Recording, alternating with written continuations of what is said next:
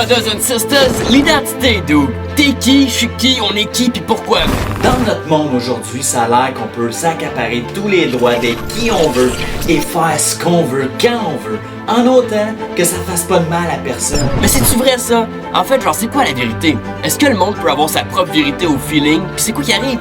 Si genre, ma vérité est contraire à ta vérité. Y a pas juste la vraie de vraie vérité.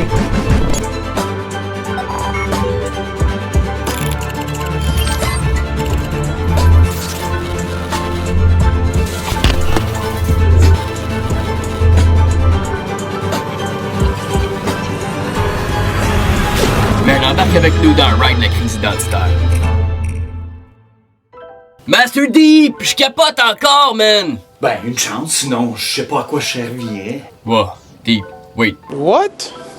Toi aussi t'es en crise d'identité?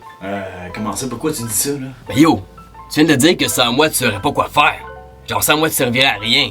Parce que si j'avais pas de questions, j'aurais pas besoin de tes réponses. J'ai l'air de faire partie en tatard de ton identité, de ta raison d'être. Ok, ouais, c'est vrai que c'est facile de trouver notre identité dans nos accomplissements. Check ça, man, l'autre jour, y'a un dude nowhere d'un 100 qui me demande pour me connaître, t'es qui toi? Pis je réponds, ben, je suis j'suis un influenceur web, man, pis je livre des pizzas sur le site, pis yo, genre, c'est question de gosse. Parce que, est-ce que je suis juste ça dans la vie, moi?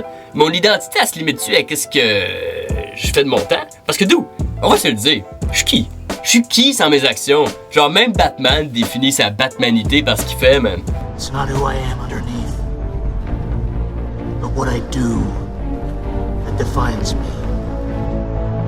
Bruce? Ok, so, c'est quoi tu veux faire à propos de ça?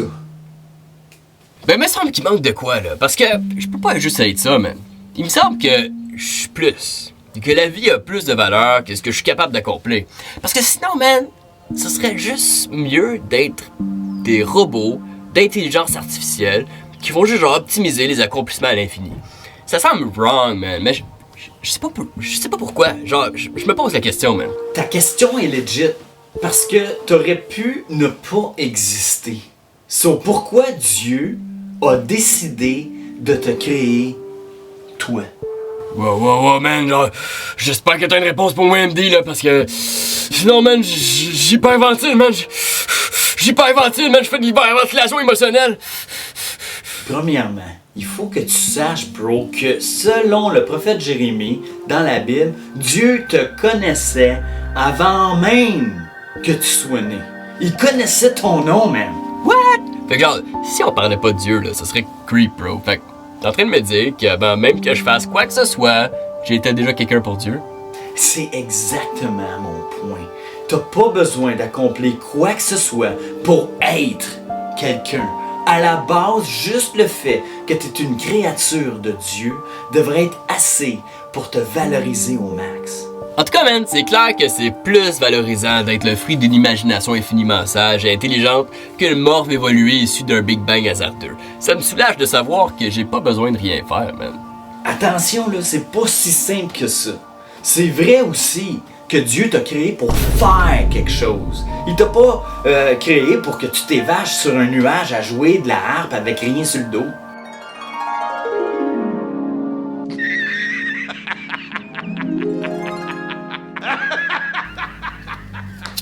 Fait que Dieu veut quand même que je travaille, que je me grouille les fesses. C'est ça! Go, go! Parce que, en fait, nos actions, là, ils sont une manifestation concrète de notre identité. Drette en partant dans l'histoire de la Genèse, Dieu donne des tâches à l'homme et à la femme. Ils doivent s'occuper d'un jardin. En fait, là, c'est un appel à bâtir la société, à cultiver ton contexte pour nourrir ta famille, pour remplir la terre et transformer le jardin que tu as reçu en une ville d'une richesse qui reflète le glorieux royaume de Dieu sur la terre. Ok, mais genre, si on parle moins fantastico-utopia et genre plus moi dans le sous-sol de ma mère, qu'est-ce que Dieu s'attend que je fasse, moi, là? Ouais, c'est clair que c'est plus clair. Le monde a changé, il s'est corrompu, puis il a perdu la notion de Dieu et de l'identité qu'il nous a donnée. Fait que c'est malheureusement standard d'être perdu dans tout ça. C'est que je te propose de quoi là, pour essayer de se recadrer. Ok, let's go, man. Reform-moi ça. À l'époque là, où est-ce que la Bible a été écrite, ben en fait à pas mal toutes les époques, là, jusqu'à pas pire récemment, un fils était ce que son père était. Tu veux dire le fils faisait ce que son père faisait, genre le métier? Ton père était charpentier, toi t'étais charpentier. Ton père était fermier, toi t'étais fermier. Ton père avait un dépanneur, tu risquais fortement d'hériter du dépanneur pour le passer à ton fils, et ainsi de suite pour conserver l'entreprise, là, puis même toute l'identité familiale de génération en génération. C'est comme prédéfini. Fait que la connaissance et l'identité se transféraient de père en fils. Ok, MD. Mais genre, où est-ce que tu veux en venir? Parce que moi, mon père est comptable, puis les chiffres, c'est vraiment pas mon affaire. Puis moi, si j'ai un fils, je suis pas sûr que je vais lui montrer l'art de livrer des pizzas. Genre, la vraie question, c'est qu'est-ce que Dieu veut pour ma vie? Est-ce qu'il veut vraiment que j'imite mon père à auditer des compagnies d'ingénieurs pour bâtir un monde meilleur? Je pense pas, non. Pas nécessairement. C'est pas là que je veux en venir. Mais si tu crois que Dieu est ton créateur, ça veut dire qu'il est spirituellement ton père. Deep, man. Fait que ça veut dire que je suis appelé à faire les œuvres de mon Père céleste. Hey, ça, c'est big. Mais si tu crois en Dieu et que tu trouves ton identité en lui, il te met à part pour participer à quelque chose de vraiment big, quelque chose de plus que le train-train que cette vie peut t'offrir. Nice! Ça veut dire qu'en Dieu, je peux devenir quelqu'un de vraiment puissant. Genre quelqu'un d'important, avec de l'influence, du pouvoir pour faire des grandes réalisations impactantes. Comme conquérir l'espace ou bâtir de nouvelles civilisations. Yo dude, genre je pourrais même me promener en déguisement de Batman, puis tout le monde va me reconnaître puis m'admirer pour la grandeur de tout ce que je fais, genre je suis Bad Bill. Yo, Billy Bro. Quoi? Pas pantoute, man. Comment ça, pas pantoute, man? Arrête avec ça! Genre, de ce que tu me dis, si je trouve mon identité dans la grandiose personne de mon créateur, il me semble que ça vient avec la puissance et la prospérité tout dans un bundle. On devrait asservir le monde qui rejette Dieu pour leur expliquer comment ça marche. Tel père, tel fils, non? Justement, t'as une pensée bien mondaine du concept de bâtir un royaume. L'histoire nous apprend là, que la quête du pouvoir et de la domination prend toujours une tournure dramatique parce que le mal domine trop nos cœurs pour avoir la sagesse de bien maîtriser autant de responsabilités. Jésus est venu nous proposer un monde upside down. Un monde à l'envers? Mais Jésus est roi, non? Genre un roi ça règne, puis ça règne avec autorité justement pour garder le contrôle. Le contraire d'être à l'envers, non? C'est vrai que Jésus est roi. Il l'a avoué au gouverneur romain Ponce Pilate juste avant de se faire crucifier pour cette raison-là. Jésus lui a répondu que son royaume n'était pas de ce monde. C'est-à-dire que si le royaume de Jésus ressemblait à notre royaume terrestre brisé, ben, il aurait agi de la même manière. Une myriade d'anges serait venue raser la place pour sauver Jésus d'une mort certaine, par la force et la violence, mais avec une force de frappe inouïe, parce que Jésus étant le roi des rois, le roi le plus puissant de l'univers, lui, là, il a effectivement à sa disposition la capacité d'anéantir, de super hyper nuker n'importe qui devant lui. Ah, sauf que Jésus est roi d'un royaume meilleur que ça. Jésus nous présente un royaume où le roi s'humilie et prend la place d'un serviteur. Un serviteur qui naît incognito dans une étable.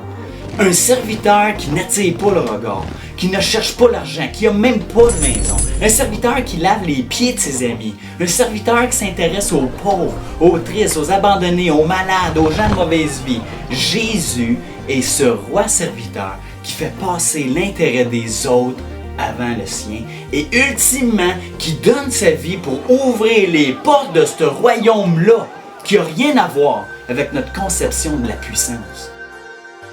Ok, fait que notre Père Céleste, c'est quelqu'un qui sacrifie tout pour guérir ceux qui sont dans le besoin. Parce que le royaume qu'il veut bâtir, il est fondé sur l'amour. Exactement. Sur l'amour de Dieu et des autres. C'est notre appel dans ce monde. Jésus dit que si tu veux être grand dans son royaume, Cherche pas la première place ici-bas. Imite ton Père en étant humble de cœur et rempli de compassion. C'est comme ça que tes actions vont vraiment compter. Tel Père, tel Fils. Mais je comprends, parce qu'en étant actif pour Jésus, t'es en train de participer à bâtir une société durable, genre éternelle, puisque Jésus, par sa résurrection, a la capacité de nous guérir même de la mort.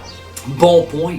La résurrection, c'est notre espoir ultime. Parce que Jésus a dit aussi que le disciple n'est pas plus grand que son maître, mais que tout disciple accomplit ce que son maître fait. Donc si Jésus est allé jusqu'à la mort, nous aussi, nous sommes appelés à une vie de sacrifice jusqu'au bout. Gosh man, c'est rough de suivre Jésus, mais c'est le seul chemin pour que Dieu puisse restaurer son image en nous. Il faut qu'on abandonne notre fausse identité inventée à notre image pour laisser Jésus opérer une transformation en nous. Puis bro, en plus de restaurer l'image de Dieu en nous, notre Créateur nous a dotés de talents et de dons particuliers qui donnent au monde une dimension de diversité complexe. Ce que je veux dire, là, c'est que chacun de nous, on est unique pour nous compléter les uns les autres dans nos actions. Dude, un royaume relationnel. So, yo bro, Dieu veut pas que tu sois comptable ou plombier ou livreur de pizza ou artiste peintre. Dieu veut que tu sois comptable, plombier, livreur de pizza ou artiste peintre à son image, puis pour sa gloire. Peu importe ton occupation, fais-le humblement, du meilleur de tes capacités, en réalisant que tes actions sont pour les autres mêmes, sont pour la gloire de Dieu. Notre identité, guys, c'est un dead end si on la définit par tout ce qu'on accomplit par nos forces pour nous-mêmes. Même quand nos actions manifestent l'identité qu'on a reçue de notre Père Céleste, là on commence à exprimer notre vraie valeur. Tu peux faire bien des affaires avec les talents que tu as reçus, mais c'est seulement en travaillant pour l'avancement du royaume de Jésus que tes actions comptent pour toujours.